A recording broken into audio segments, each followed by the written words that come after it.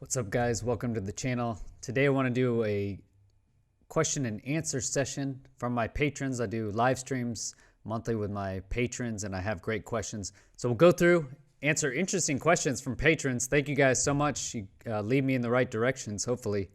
If you want to skip ahead to any particular question, there is chapter questions, okay? So you can look ahead to whatever question interests you. Wide variety of topics here. So let's get started. Mike asks, how can I do research for the UAP Society? Awesome, man. A lot of people, that's what we're trying to organize right now. So basically, check out dsidlog.com. I know it's a rough draft. Okay, it's super rough draft. But the idea is people going here, it's open source data. You can do your own research, really, whatever the UAP Society is interested in, which is really you guys. So you guys, as community members, will decide. So doing research is providing any valuable research, okay? Or you can come to the Discord and just ask. You can assign as a researcher, okay? So if you want to be a role as a researcher, then click that as you come in, okay? And so now we can flag, hey, what about this paper that came out? And we can flag on the Discord, here's all UAP Society researchers.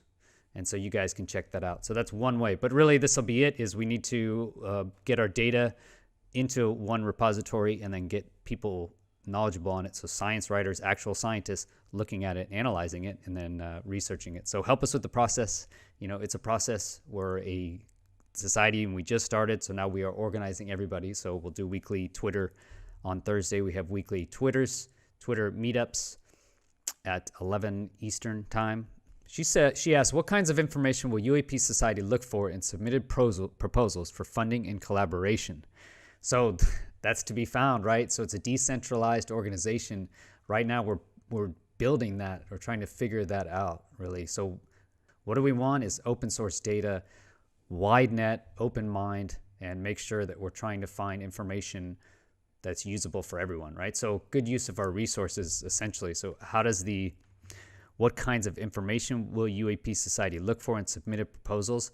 What we have right now that we're using is just a data dump, okay, dsidlog.com. Thanks to Artisan Tony for setting this up, okay? But he just sets it up. UAP Society as a whole will define the process, so please don't go bothering Artisan Tony. So we'll go through UAP Society, but thanks to him for setting this up. So dsidlog.com, basic data requirements he put here, okay? So you can just start with this. And again, this is just a rough start, okay, in filling in what to log.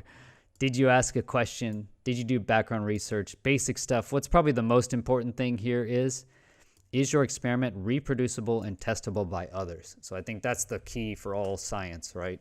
Is it reproducible by others? So can other people test it? And can they confirm or not confirm your results? That's pretty much all peer review papers, and from my basic understanding, do, okay, is this. But we need to find that out. So Alana, thanks for helping with science writing. But this is a great place to start right here. Thanks to Artisan Tony, man, for setting this up. So awesome. And it's decentralized. This is his thing, okay? So it's not UAP Society. If you go here, it's just an affiliate link. So anyone out there doing open source data science, data research, you know, we will work with, UAP Society will work with. So excellent here. That'll be a first start. Is the society going to continue collaboration with Sky360 in the Uintah Basin specifically, or more generally to get observation units up and running at this time? The answer is yes. So 100% sky360.org. That's our partner organization. We're working with Richard Hoff. We just did a live stream with him on Monday. You can go to the sister channel, uapsociety.com, to check that out. Uintah Basin, so that's where Skinwalker Ranch is, Blind Frog Ranch is. I think for sure we have people that are interested there and willing to work with us. Jim Segala with his MovePass device is very interesting. It'd be great to get some actual Sky360 systems set up. So already I know Tony's ordered one enclosure. We'd like to order more enclosures to get our own systems up and running. So yes, definitely. That is the next step for sure, is getting our own UAP Society Sky360 research hub set up. Okay, thanks for those questions. Last question here, from Bill Ferguson. Thanks again.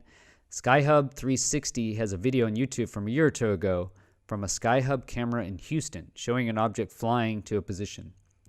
It does. I'll show you where to find that. You can go right to sky360.org. This is, again, our partner organization. Love showing these guys. This is their website. You can go here if you want to join their site. Okay. Thanks for asking. But here you go. These are their examples. This is actually the same night. Okay. Unknown object. This is at 10:18 Z. And then we have this one is actually, I believe, at 10:28, 10:38, a few minutes later. So what you'll find is you see this orb coming in, or we see a flashing light come in, go to here, and then leave. So quite interesting here. This is the actual footage that they're building, but old school. We actually want much better footage than this, but this is a fisheye lens. Okay, so this is one system constantly looking up. It was in Houston. See it playing here. This is the moon, Venus. Okay, this is, I believe, probably a satellite or high altitude plane, not sure. And then this is your actual UAP. I'll play it through faster just so we can play it through normal. So this is it. I'll let you guys watch that. Okay, so you can see here, this is Houston, in Houston. The date is 2020, May 27th at 10:30. So this is a second one. And you see this thing here, okay? This is your UAP here. So we can watch that as it's going through real-time speed. So Bill asked, showing an object flying to a position where it remains stationary for 40 seconds, then tracks to another position and makes an impressive 90-degree turn in mid-flight. I know the software is still being perfected, but any ideas on why that video didn't get more attention? I think, Bill, the biggest thing is with only one point of view, we can't prove it's not a drone, right? So you can do, there's a lot of information to be gained, right? This is a helicopter here, you see?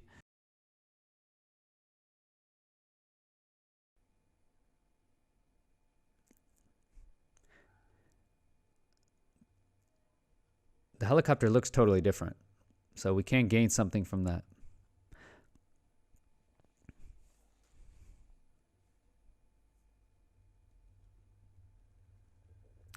But I'm not sure, actually, why it hasn't gained more points. This is where it stops, actually. It stops. You saw a helicopter go by there. It looks totally different.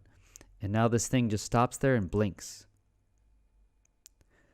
So I guess the biggest thing is we can't prove it's not a drone. You could just, any debunker or anyone could just say it's a drone. And, I mean, it looks strange. It does look strange, right? We'd have to have drone experts. So that's the material on this. Not sure why it's gotten more publicity, but thanks for asking. The big power we have in the future is that, and I skipped its 90-degree turn. Here we go. So here's where it turns. You see that turn? It just stops and turns there.